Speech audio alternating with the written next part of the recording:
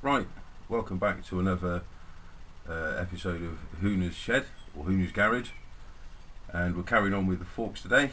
I've got the etch primer to prep the metal, and originally I was going to paint the graphite grey, but I thought no, because I really want it to match the frames, the frame and the forks to match ideally, otherwise I think it's going to look a bit odd. So local pound store, satin black or black satin, pound a few of those tins to see how that goes out. So fork in hell, let's crack on with the forks. Right, so what I've done is just hang them from the garage door for the moment, well, from the supports for the electric garage door, just from a couple of bungees. I've blocked up the holes because I don't want any primer getting into any of those. Covered the bike, some of the tools, the FJ, and again the same on that. Apologies for the camera, it is crap. So dust these down with the etch primer, get a nice coat on those, let it dry, probably a couple, let it dry. But first things first, because I've been handling it, I need to get my fingerprints and all the grease and everything else off that. So that's part one. Right, I don't know what the sound quality is going to be like from over there because this camera is crap, but all I'm doing, a little bit of nail polish remover, and we'll just clean this up, get my greasy fingerprints off it and any of the residue from when I was sanding it. So put some of that onto this cloth, and then we'll just give that a wipe down, and then just the same thing on the other one.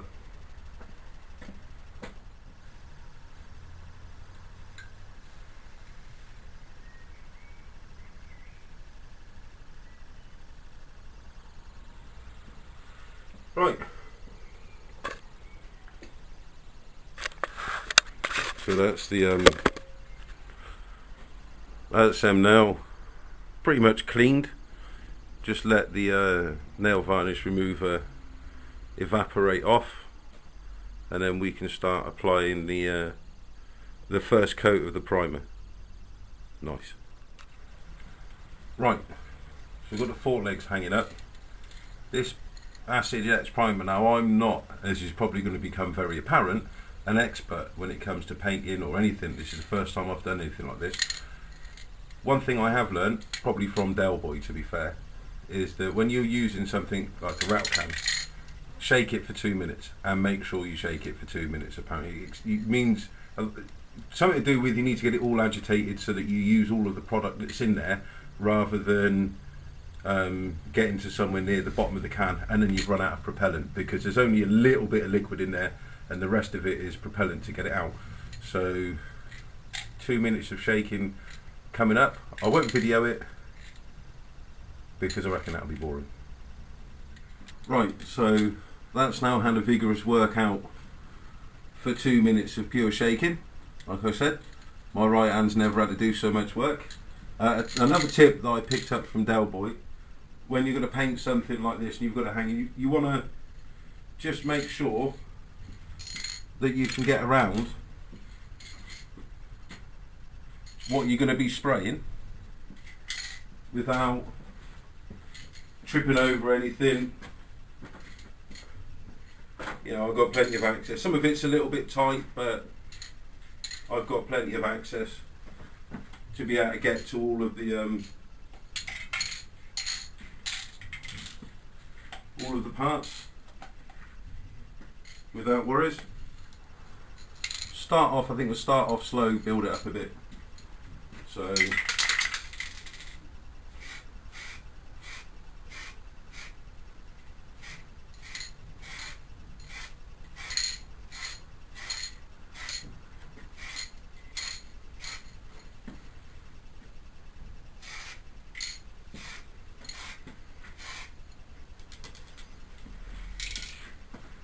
try and build up like a yeah, nothing, all clear. Just try and build up like a base layer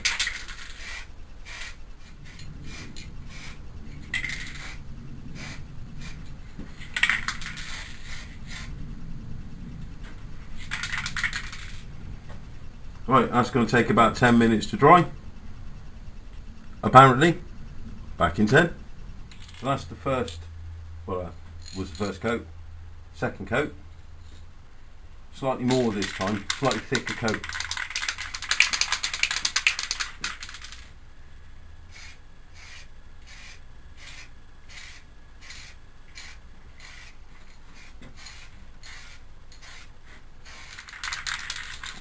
One. On with the next one. So here we are after two coats of primer. It's looking pretty good, although I appreciate that this camera is pretty, actually it's terrible, but there we go. But it's all looking good. I haven't spotted any runs yet. Don't even know if you can get runs in this primer, but I haven't spotted any yet. But that is looking really nice. Some nice coverage on both. There is just a little bit in there that is looks a little bit on the thin side. I don't think I've been putting on particularly thick coats, so I think just one more coat of primer. I mean, it's not in the grooves there, it's not welling up in the grooves, they're still quite sharp, so I'm deliberately putting on I'd rather do lots of thin layers and it looks right than the one thick layer and it's quicker and then you have to spend more time tidying it up afterwards. But that's looking good so far, although it's all out of focus. So I think one more coat on the primer, I think. Yeah, looking good. But that's the third and final coat. Just let that dry off a bit and it's looking good. I have to say, it's looking better than I thought. I'm not counting me chickens yet though, but it's certainly looking good. There's no collections, no pulls. There is a little bit in this groove here, but I'm not sure. It looked like that in these grooves here that it was like, oh, I don't know how to describe it, like it wells up into these grooves and they don't go like sharp, it sort of curves.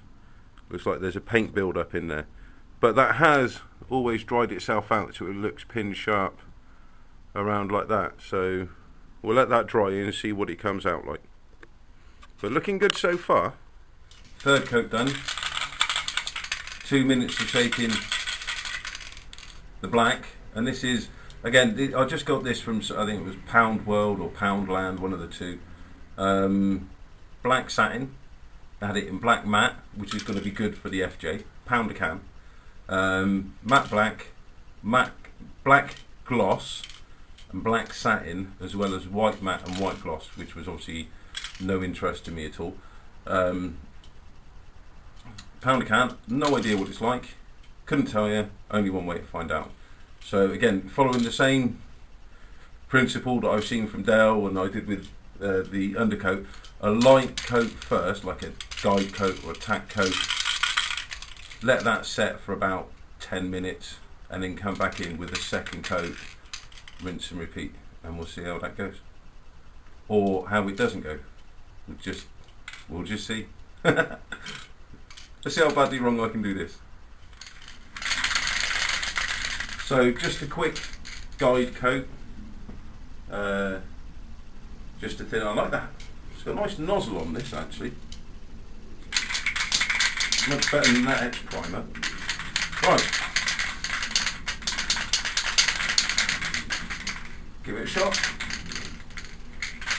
Actually, first things first, before I spray it on that, I will just spray a bit on a test sheet just to see what the coverage is like.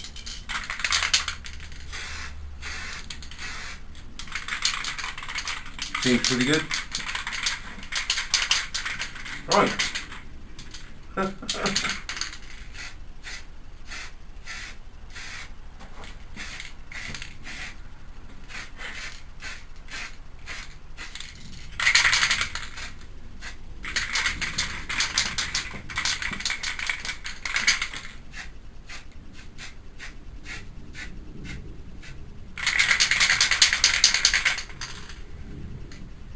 So that's one. time for the other one. Right, so first coat, I think in places a little bit thicker than I'd have liked. It doesn't seem to be a constant feed or the same amount coming out of that spray can. When you do one line and you get these sort of grey areas, and then you do another one and it's just black all the way down. Hopefully not thick enough to cause any runs. It doesn't look like it's starting to drip or anything, so helps if you point the camera at things. So we'll just let that guide coat dry for, well, first coat, I don't know if you call it a guide coat. Hopefully I don't have to sand it all down, but we'll let that go and dry for a bit, and then we'll put some more on. So that's the first coat, just a light coat, although some of it turned out not to be as light. This nozzle on this, by the way, is fantastic. You don't get the it's got a little groove in the top. I'll just get on with this. So second coat, I'm not sure how many coats to give it. I mean, it's on the fork, so I know they take a fair bit of a beating, so see, probably build up a few layers, I'd have thought.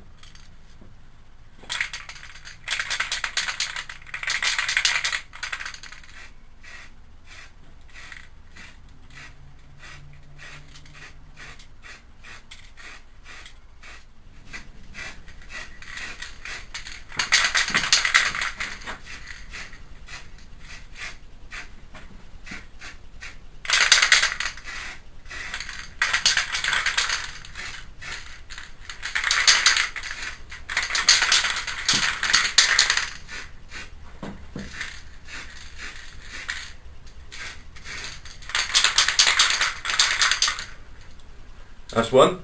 On with the next. So, second coat complete. Looking good. Can't see any runs at the moment. But then I'm doing lots of thin coats rather than a few thick coats, I think is the way to go. But it's certainly good coverage. As much of as an expert as I am. Everything's black. There you go. Put it in terms that I can understand. Everything's got a good coating on it, and everything's black. So a few more of those and we should be good. Sweet. So that's the second coat. Nicely, still about 10 minutes. Still nice coverage. Still not spotting any runs. Still not holding the camera onto the thing that I'm pointing it at. So there we go. Like I said, I think because these are forks, I shall apply a few more layers as well, because they will take a bit of a beating. So yeah, don't show up well in this camera, but yeah, that looks pretty good. I'm quite happy with that so far. I haven't managed to cock it up yet, but I've still got a few more layers to manage that. So another layer, which I'm not going to video because it's just me spraying tubes. Another coat applied. Still not seeing any runs anywhere, which is obviously good news. And getting good coverage on the second can now. So there's really not a lot in those in those small cans. Yeah, this camera really isn't up to that. Really not a lot in those small cans. But I'll show you this one. When you finish spraying, turn your can. I got this from Del Boy as well. See Del Boy Doodler? Turn your can upside down and spray until it goes clear. Because you've got paint in the bottom of there, and then all of this is just compressed, so the gas that forces it out. So there's a tube that goes all the way from the top all the way down into the paint, and if you leave the paint in there, it can get clogged up and then you get splatter and blockages and everything else. So when you turn it upside down, you clear the paint out of that tube, meaning that you can use it again. And certainly with the can that I've used up that's over on the workbench, I certainly used all of the paint before I used all of the propellant. So definitely seems to work. Thanks for the tip, Dal. So just let that dry, and then we'll throw another coat on that as well. Right, the light's going outside, and yeah, I'll mention the camera's crap again, but it's not too bad. There's 3 cans on that, but they're not that big in the in the fluid department. So, but I'm not unhappy with them. There is one run, if I can find it. Yeah, just point the camera. You're not going to see it in this light. It's just there. There's just a run there. I think I might have put it on a little bit excuse me, a little bit too thick, but the rest of it seems to have gone on very well. I did buy 4 cans of this satin black. Yeah, I did buy 4 cans of this satin black, and I've used 3 on this, and I'm going to stop at 3. I think it's about 5 or 6 coats on there, but I'm going to stop on that because that leaves me that one as a spare for any touch-ups or anything else like that. So yeah, so time to pack up then, I guess. Let those dry for a couple of days, and then I'm not sure how bad that run is. I can't get it in focus on this camera. I'm not sure how bad that run is going to be, so we'll see what happens. Right, so that's it for another episode. Fork legs are hanging up and drying. There is a run, like I said, on one. It's a bit of a pisser, but the rest of it is fine. I'm quite happy with it. I'm quite, considering I've never done it before, I'm quite chuffed with that. So that's fine. So I've got to let that dry for a couple of days. Got to get the GSX ready for the MOT, so I've still got that to do. There's a few other bits and pieces on the TZR that I've got to do as well. I found the radiator grill. That's got to be taken down, sprayed and then painted. And as I said, I'm still debating on the paint job, because originally I wanted the frame and the forks, things like that, in the satin black with this graphite grey for the tank, the plastics and the wheels. And I quite like that, with 2 satin black stripes running down the centre of the bike, and a couple of other little decals that I want to put it, but that was the main paint plan. Not so sure now, not so sure.